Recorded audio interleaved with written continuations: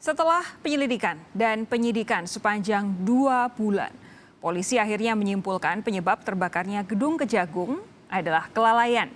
Bara api dari rokok para pekerja renovasi telah mengakibatkan 6 lantai di gedung Kejagung ludes terbakar.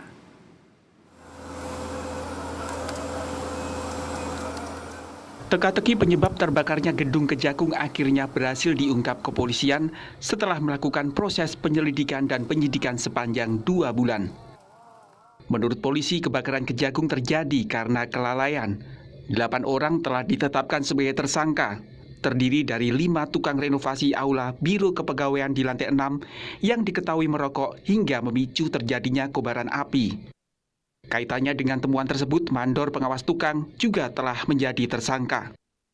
Ditemukan pula fakta adanya obat pembersih tanpa izin edar yang mempercepat penjalaran api. Polisi pun kemudian menetapkan pihak penyuplai obat pembersih serta Direktur Pejabat Pembuat Komitmen Kejagung sebagai tersangka. Hingga kesimpulan penyidik bahwa penyebab awal kebakaran di lantai 6 aula Biro Kepegawaian adalah karena kelalaian dari 5 tukang yang bekerja di ruangan aula lantai 6 tersebut. Harusnya tidak melakukan kegiatan merokok karena tahu itu bahan berbahaya, tapi kemudian tetap melakukan.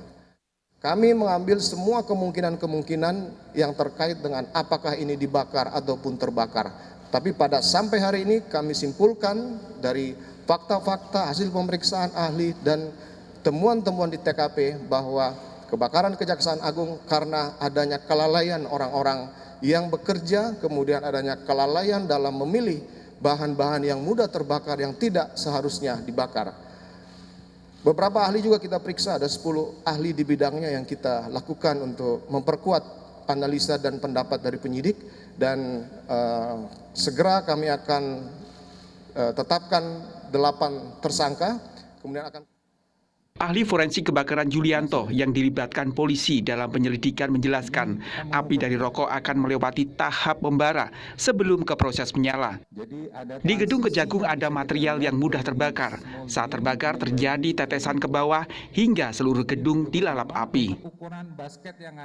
Di dalam kasus kebakaran gedung utama Kejaksaan Agung ada material yang namanya aluminium composite panel. Di bagian insulasinya terdapat bahan yang mudah terbakar. Ketika dia terbakar, terjadi tetesan ke bawah. Nah, tetesan inilah yang menyebabkan di sekitar lantai di bawah juga mengalami temperatur yang sangat tinggi. Ketika temperaturnya sangat tinggi, maka kacanya pecah. Api akan menjilat ke dalam. Gedung Kejagung terbakar pada 22 Agustus 2020 lalu dan ditaksir menelan kerugian hingga 1,12 triliun rupiah.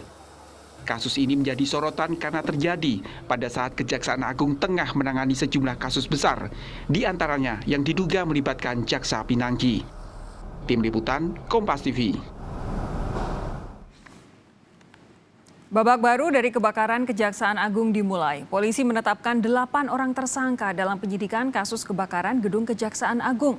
Kebakaran besar yang terjadi pada 22 Agustus lalu terjadi akibat kelalaian 8 orang pekerja yang bekerja di lantai 6 gedung Kejagung. Untuk informasi selengkapnya, nanti kita akan menghubungi Kepala Divisi Humas Polri Irjen Argo Yuwono melalui sambungan telepon. Kami sebenarnya sudah ada janji dengan Pak Argo, tapi satu dan lain hal Pak Argo belum bisa tersambung. Tapi yang jelas saat ini yang sudah tersambung dengan kami di Sapa Indonesia Malam adalah Koordinator Masyarakat Anti Korupsi Indonesia, Maki Boyamin Saiman. Selamat malam, Bung Boyamin. Malam, Ilya. Dengan Sofi di sini. Sehat ya? Sorry. Sehat ya? Ya, sehat. Di Solo ini. Ini apa namanya, setelah kemarin kita dibuat deg-degan begitu saat ada pernyataan bahwa ini ada unsur kesengajaan dari kebakaran Kejaksaan Agung, nyatanya dari 8 orang tersangka, 5 adalah pegawai bangunan dan dinyatakan sebagai kelalaian. Menurut Anda anti klimaks atau tidak, Bung Boyamin? Ya, agak anti klimaks karena kan kemarin itu kan ada, bahkan oleh DPR disebut ada office boy yang punya rekening gendut ajir gitu kan, ratusan juta. dan itu ditengarai karena punya akses ke lantai 6 misalnya kan gitu kan. Seakan-akan orang mempersepsikan kan itu kemudian wah jangan-jangan ini orang yang diupah kan gitu kan. Itu yang pertama. Dan kedua juga berkaitan dengan katanya ada pejabat tinggi Kejaksaan Agung yang diperiksa terkait dengan kebakaran itu gitu kan. Nah ini masyarakat kan menjadi seperti apalah daya imajinasinya kan bisa kemana-mana kan gitu. Jadi ini seakan-akan pada posisi ya ketika ini hanya tukang yang merokok dan kemudian puntung rokoknya kemudian penyebab kebakaran ya agak anti klimaks jadinya kan begitu kan.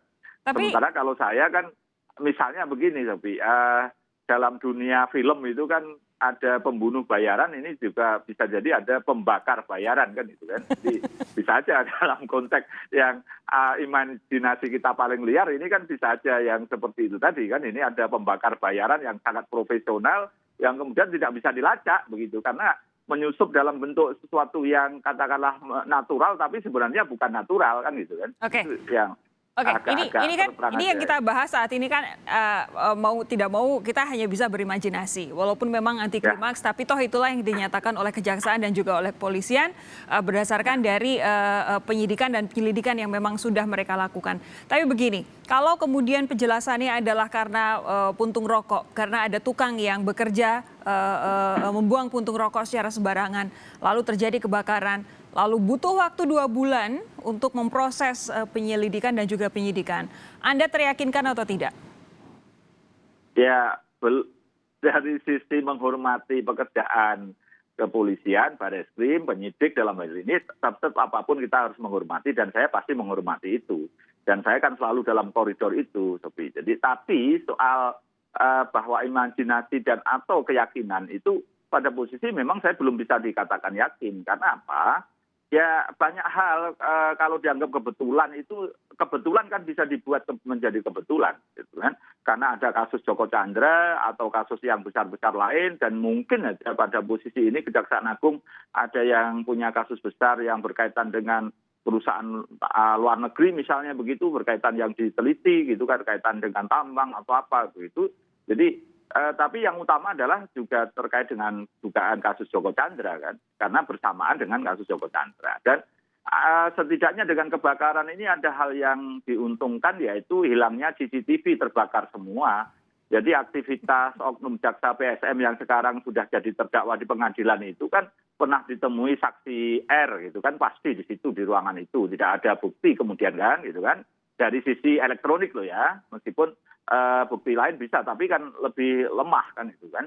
Dan juga oknum jaksa PSM itu kan ketemu siapa-siapa di ruang gedung itu kan bisa dilacak sebenarnya dia menemui siapa kan itu kan. Dan itu bisa ke level-level jabatan yang di atasnya kan itu kan. Kira-kira siapa yang sebenarnya membantu atau terlibat atau paling tidak turut serta terkait dengan upaya mengurus fatwa untuk membebaskan Joko Chandra. Ini yang menurut saya kan menjadi ada hal yang diuntungkan dan terbakar itu kan banyak hal yang juga hilang atau merasa yang punya barang itu hilang. Misalnya ada handphone yang tertinggal atau ada katakanlah sesuatu yang berkaitan dengan materi yang sebenarnya itu pada posisi tidak berani dibawa pulang ke rumah menjadi hilang dan itu bisa aja malah senang kan itu kan. Jadi ini banyak hal yang sebenarnya dengan terbakarnya gedung ini menjadikan beberapa hal orang malah menjadi senang karena jejak-jejak itu menjadi hilang kan itu kan. Dan sebenarnya kalau dalam konteks ini misalnya ditangani oleh KPK kan gitu, kalau gedung ini masih ada kan pasti digeledah,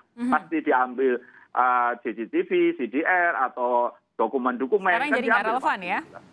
Iya, sekarang jadi kalau KPK pun misalnya meneruskan atau mengambil alih perkara ini menjadi sulit juga karena barang buktinya jadi minim kan itu kan, jadi sulit. Masa arang atau abu dijadikan barang bukti kan juga nggak mungkin lagi. Jadi, tapi juga persoalan berikutnya adalah pengembangan kasusnya menjadi sulit itu tidak hanya pada posisi di misalnya KPK, di Kejaksaan Agung pun juga menjadi minim, di kepolisian juga jadi minim dan kemudian proses penyidikan kebakaran ini juga menjadikan minim karena CCTV-nya juga ikut terbakar. Kira-kira yang menyusup siapa kan gitu kan, yang kalau ini kira-kira imajinasi kita yang tadi film itu pembakar profesional dari luar negeri misalnya kan gitu kan. Bung Boyamin, tapi begini, dari 8 tersangka yang diumumkan polisi hari ini, 1 orang diantaranya adalah pegawai Kejaksaan Agung. Tanggapan Anda apa? Ya, kalau memang itu dari hasil penyidikannya yang maksimal menemukan itu, setidak-tidaknya memang harus diproses. Karena apapun juga, meskipun hanya lalai, tapi apapun kan menyebabkan gedung terbakar, dokumen negara hilang. Dan kemudian saya bahkan meminta sebenarnya itu kan ditambah pasal menghilangkan dokumen negara, rahasia negara di situ kan, itu hukumannya bisa lebih berat kan, meskipun hanya baru dari lalai. Tapi lalai ini juga berwarna, istilah dalam teori hukum itu kan ada berwarna, tidak berwarna. Tapi menurut saya ini berwarna, karena apa? Sudah jelas dilarang merokok kok masih merokok, kan gitu kan? Nah di situ kan udah ada larangan merokok. Dan kemudian mestinya pekerjaan. Atau jangan-jangan Anda merasa ini terlalu remeh? Iya sebenarnya begitu gitu loh. Tapi kan dalam sistem pembuktian hukum itu kan justru yang paling remeh dan paling gampang pembuktian dimulai gitu kan.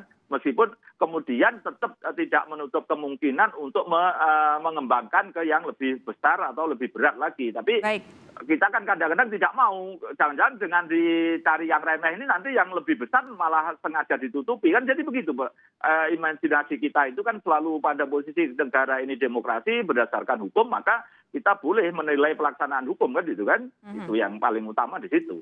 Bung Boyamin, nanti saya akan tanya kepada Anda lagi soal analisis yang bisa kita gali dari keterangan kepolisian belakangan ini. Sekaligus kami juga ingin sekali lagi mencoba menghubungi Kepala Divisi Humas Polri, Irjen Argo Yuwono. Tapi sesaat lagi tetaplah bersama kami, Sapa Indonesia Malam akan segera kembali.